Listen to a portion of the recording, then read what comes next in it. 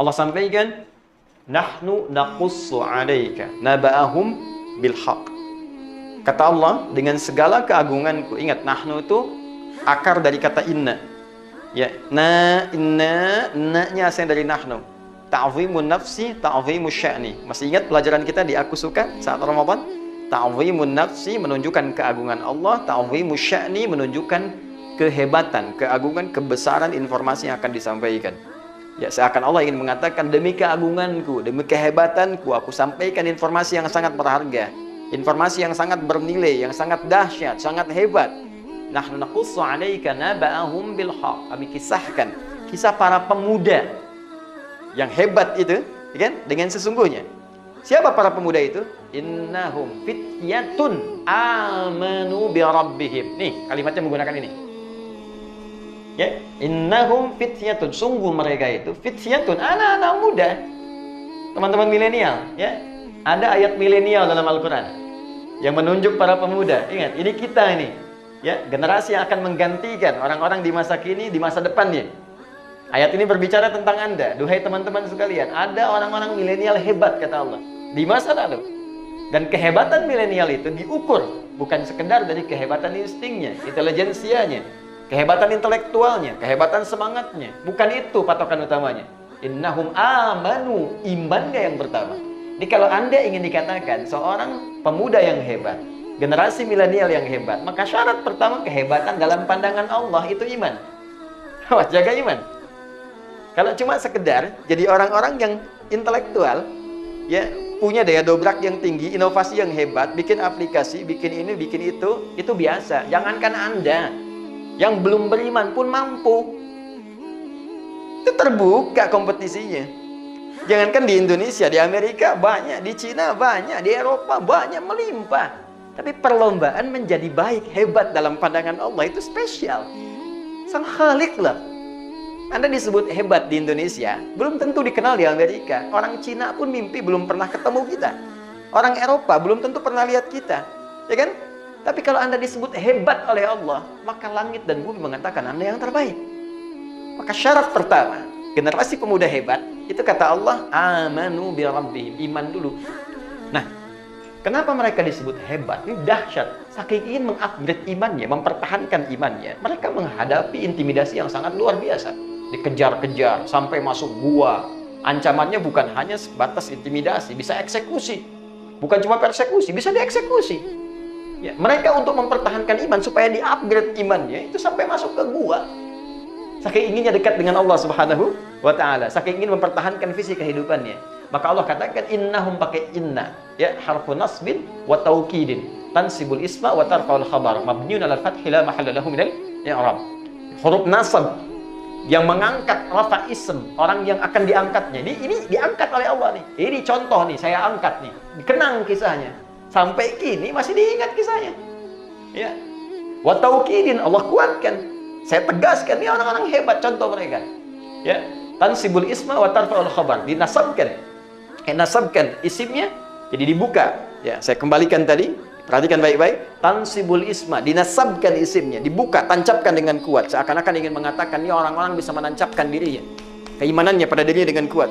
Ya, wa tarfa'ul khabar, diangkat beritanya. Sampai sekarang, ya, terekam. Sampai sekarang, dikenang. Ya, mabniun 'alal fathi, mabni, ditetapkan. Fathah, dibuka. Dibuka untuk kita. Ya, kalau ngaji bahasa dengan dalam, ya. Kalau ngaji cuma standar di nahwu, sharaf, mungkin nggak sampai ke situ.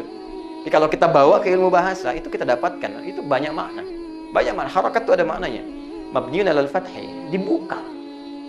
Jadi contoh buat kita, la mahalla lahu minal i'rab. Tidak ada tempat untuk mengalami perubahan, nggak goyah dia. I'rab itu kan berubah, nggak goyah. Ini luar biasa. Nah, yang menarik apa? Belum selesai ayatnya. Wazidnahum huda.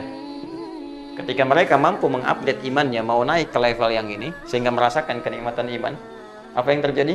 Kami tambahkan hudan. Tuh. Jadi syarat pertama, untuk menjadi orang takwa, itu beriman, upgrade iman kita, maka hudan akan turun. Hudan lil muttaqin. Ketika para pemuda tadi bisa mengangkat upgrade imannya, maka hudan turun. Apa yang terjadi ketika hudan turun? Nikmat kan? Ya, suratal ladzina an'amta alaihim. Kembali ke An-Nisa 69. Ulaika ma'al ladzina an'amallahu alaihim. Maka dapat nikmat dari Allah. Apa nikmatnya? Allahu Akbar, tinggal tidur 309 tahun. Ya, di gua lagi. Ya, Anda tinggal di tempat sempit, ngontrak masih mengeluh.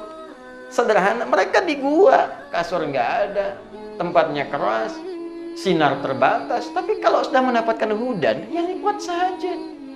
Ya, matahari putar kanan, putar kiri, cahaya ini cukup, nikmat. Bayangkan 309 tahun tidur enak banget. Begitu bangun kayaknya baru kemarin tidur. Ya, coba lihat. Ya, Masya Allah. Ada orang tinggal rumah mewah, tempat tidurnya luar biasa. Ya, setiap 9 menit bangun. Apa kenikmatannya? Hah? Anda boleh kaya, tapi belum tentu bahagia. Ya. Anda boleh hebat, ya, tapi belum tentu mendapatkan nilai-nilai kemuliaan seperti yang digariskan ini. Jadi ini syahidnya, ini contohnya. Nanti kalau sudah ini datang, upgrade dari amanuna yu'minun, muncullah halawatul iman. Maka kalau sudah begini, oh sudah. Ya, passion apapun nikmat saja. Apapun tinggal pilih. Mau dengan tenaga, mau dengan harta, mau dengan ilmu, mau dengan kedudukan, bebas, semuanya nikmat. Ya, Bilal itu cuma dengan tenaga, Abu Bakar dengan harta bendanya, Ali bin Abi Thalib dengan ilmunya, Amr bin As dengan kedudukannya, semua punya passion masing-masing.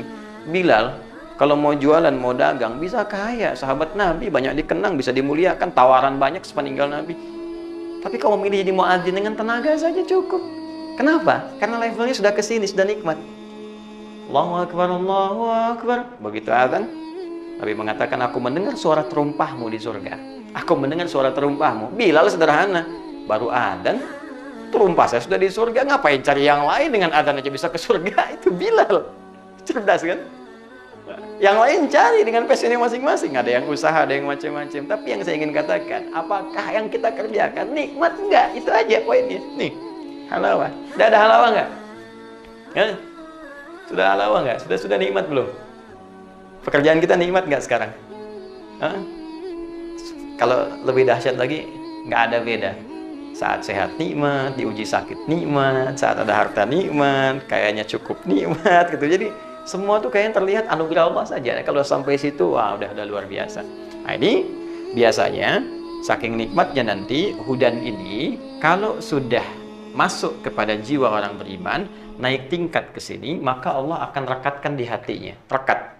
Jadi hudan itu rekat di hati. Kan iman itu saya pernah sampaikan amalan hati kan? Ada rekat. Rekat itu diikat robato namanya. Robato yarbatu. Rabit itu ikatan. Ya. Diikat begini. Di jiwanya. Kalau sudah ikat kan nggak lepas. Yang celaka kan yang belum diikat kan? Ya kan? Yang belum diikat nih. Tadi itu kadang naik turun, kadang ragu, ya, kadang sholat fardu, kadang terlambat, kadang ada yang tinggalkan. Itu masih naik turun. Iman naik, kadang turun, kadang lepas, kadang datang. Tapi kalau diikat, kemana aja ikut. Kalau sudah ikut, jadi pedoman dalam kehidupan. Ini yang hebat. Makanya di ayat selanjutnya, ayat ke-14-nya, warabatna ala qulubihim. Dan kami ikatkan itu dalam jiwa-jiwa mereka. Ini bukti bahwa iman itu amalan hati. Kalau sudah benar imannya di hatinya, maka Allah berikan cahaya pada jiwanya. Dan diikat cahaya ini dalam jiwanya. Sehingga kalau sudah diikat, hudan, petunjuk ini menjadi sinar kepada seluruh tubuhnya. Karena itulah ketika dia menjadi sinar, maka semua aktivitasnya dibimbing oleh iman tadi yang sudah dapat cahaya.